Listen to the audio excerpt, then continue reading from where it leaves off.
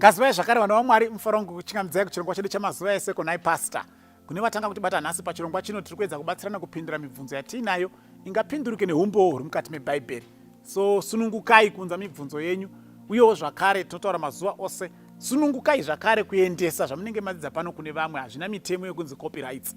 Toda kuti vakawanda vasvikirwewo nezvatiri kudzidza pano. So share, copy and paste, whatever method you are going to do, invite to this page.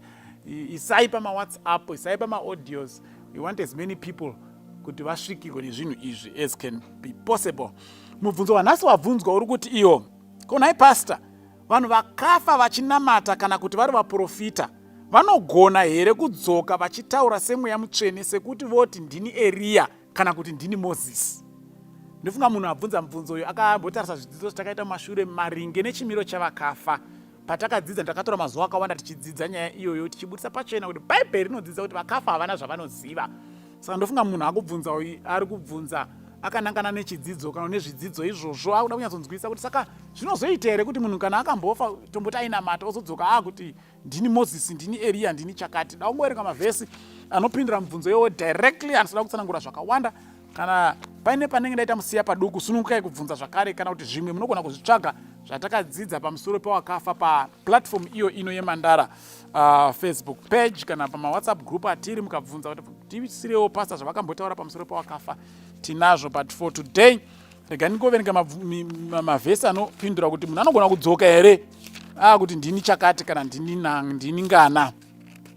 Ndira kutanga naJob chapter 14 verse ya 14 inoti iyo, if a man die, mubvunzo uripo, shall he live again? Ndo exactly mubvunzo wabvunzwa nemunhu abvunza.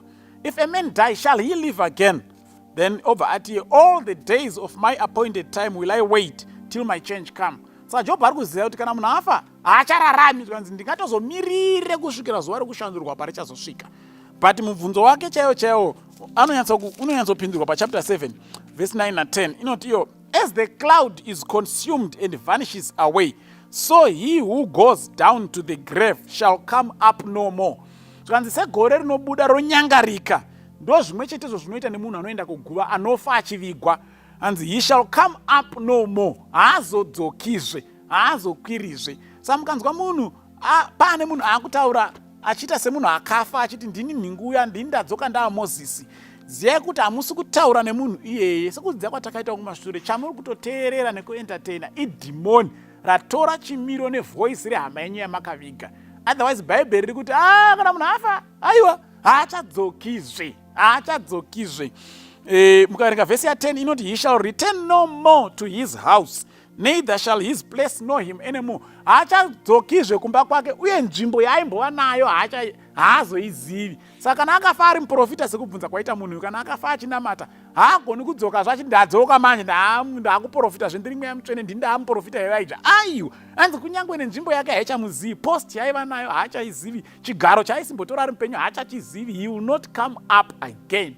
Saka please vana vaMwari ngatisaentertain zvinhu zvakaita saizvozvo, because the moment we entertain those things, those are demons dzatenge tichiteerera. Shoko raMwari rinoti kana munhu afa azorora arara ari kumirira kurira kwehwamanda sekudzidza kwatakaita kumashure. Regai ndipedze ndichiverenga mapisarema 115 verse ya 17. Mapisarema 115 verse ya 17 inoti iyo panapa, the dead do not praise the Lord, neither any who go down into silence. Vakafa havagoni kurumbidza Mwari. Saka kana hama yedu yakafa, kunyange yakafa ichinamata, ikadzoka ichiti yaEria, ziyai kuti haisiyo, because vakafa they can't do anything, they cannot even praise God. Ndio zvinotaura shoko raMwari. Saka toda kukurumidza taziva kuti saka ari kutaura panguva iyoyo anenge akuti ndini Moses, ndini Eria, chinenge chiri chii. Ndo patakadzidza paya pakuti mweya wetsvina idhimoni, ingirozi yakaputsika yatora chimiro chehama yenyu iya yaimboprofita kuti imi mufuririke, so that you can entertain this demon. Because rikangouya riri demon, no one will stand before a demon and even give time to a demon.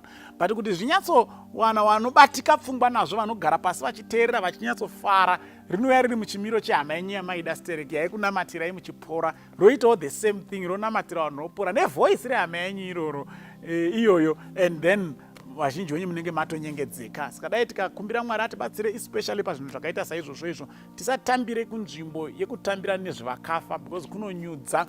and ndo pakatanga kunyurira Eva panyaya yekufa ipapapo. Saka ngatipachenjererei zvakanyanya, and let's not entertain anyone who comes to us in the form of our beloved dead. Those are demons.